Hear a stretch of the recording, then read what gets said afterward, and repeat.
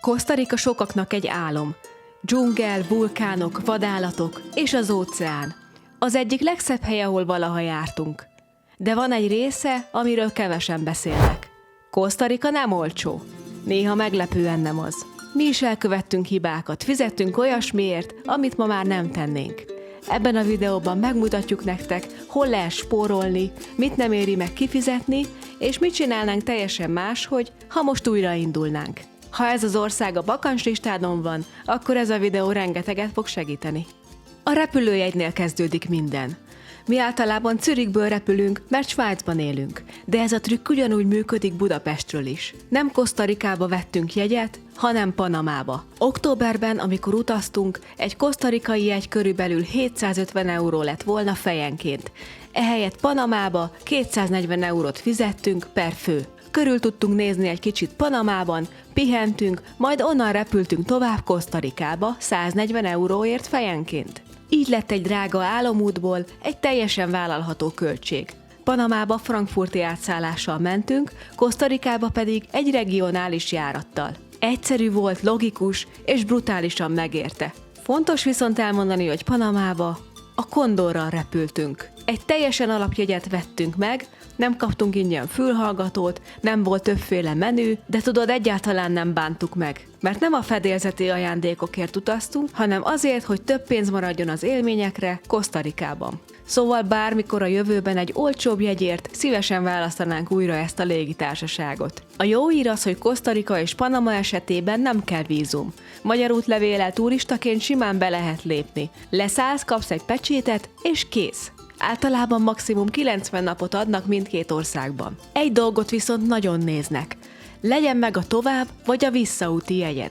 Hogyha megvan, akkor a határon semmi gondod nem lesz.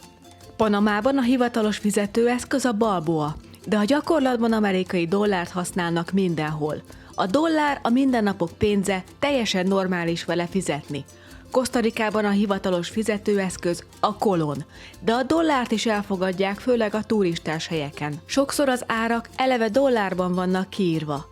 Mi a legtöbb helyen kártyával fizettünk. A készpénz csak apróságokra kellett, például a piacon, parkolásnál vagy kisebb helyeken. Ha Costa Ricában mégis szükséged van készpénzre, a legjobb megoldás az ATM. Bankautomatából normális árfolyamon kapsz kolont, de érdemes pár száz dollárt per fő magaddal vinni, már otthon átváltani. Pénzváltó nincs mindenhol, de ezt csak végső esetben kell használni. A repülőtéren pedig nagyon kis összeget válts, és csak akkor, hogyha feltétlenül szükséged van rá, mert nagyon rosszul váltják. Tehát összességében a kártya a fő fizetőeszköz, egy kevés dollár mindig legyen nálad, és nem kell pénzkötegekkel utaznod.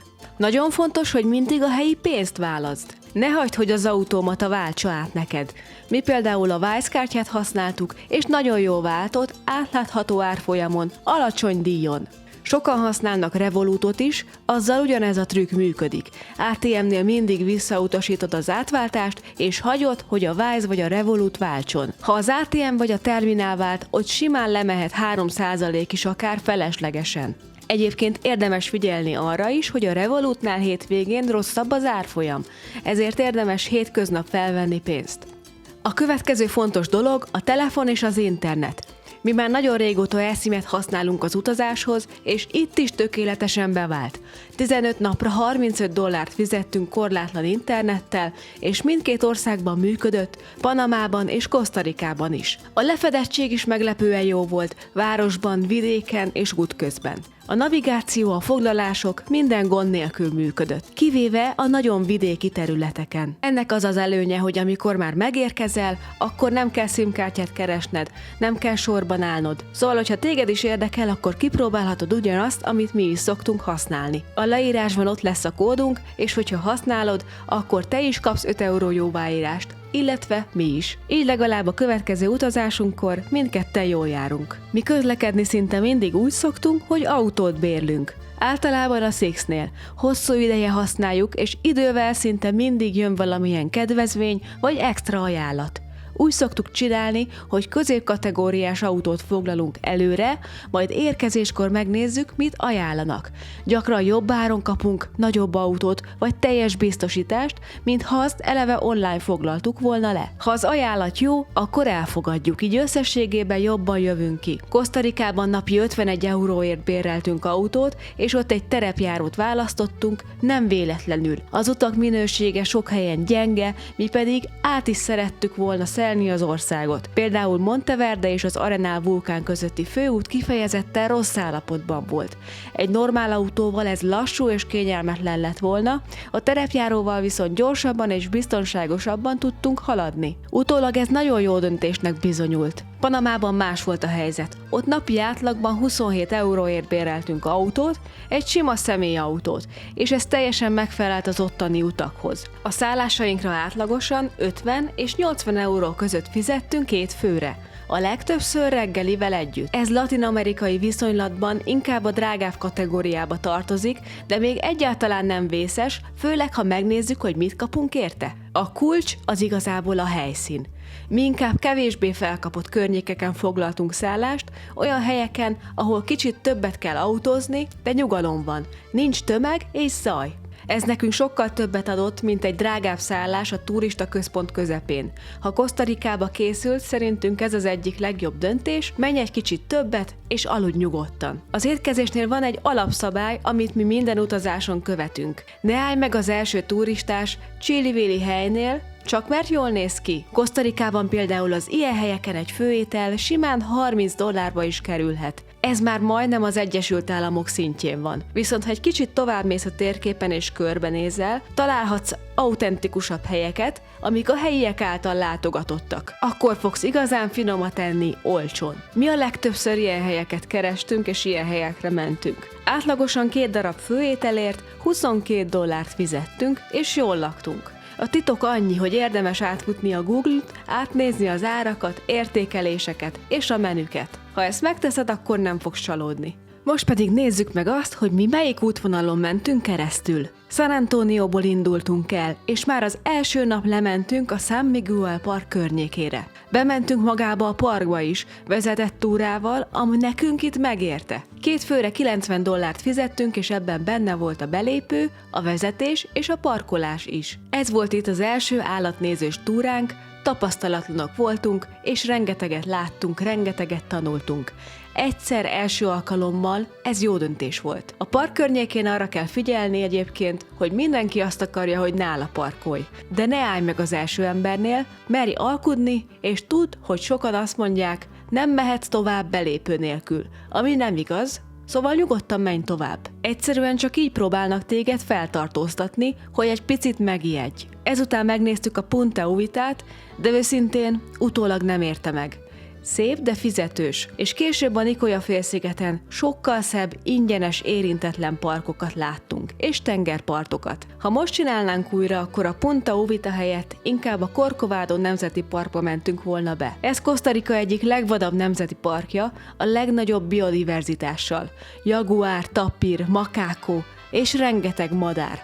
Drágább és szervezettebb, de élményben messze erősebb.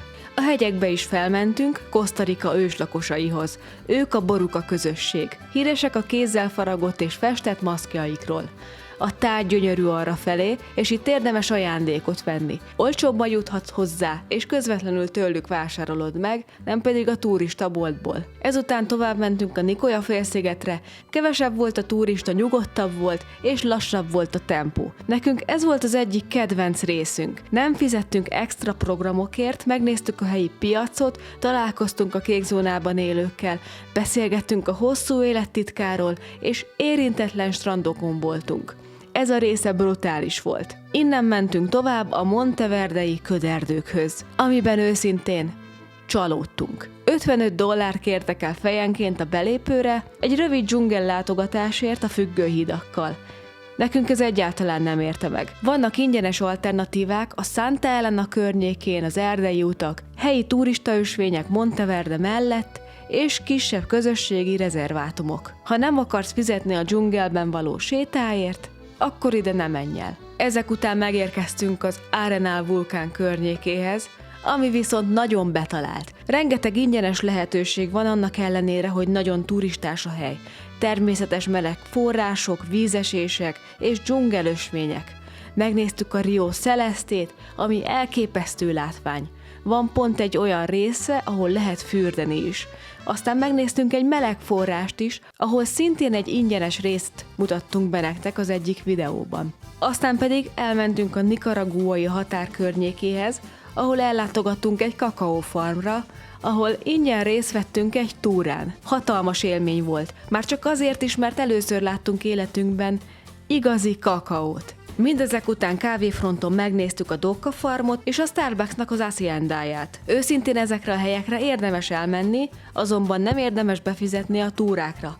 Szép, de nagyon steril, amit viszont nagyon ajánlunk, hogy menjetek el helyi termelőkhöz, az Orosi völgybe. Kérjétek meg őket, hogy mutassák meg, hogy készül a kávé. Sokkal nagyobb élmény és kiváló minőségű kávét árulnak. Esetleg még beszélgetni is tudtok velük, és jobban meg tudjátok ismerni a kávék birodalmát, illetve az ott élő embereket. Kosztarikában rengeteg az átverés.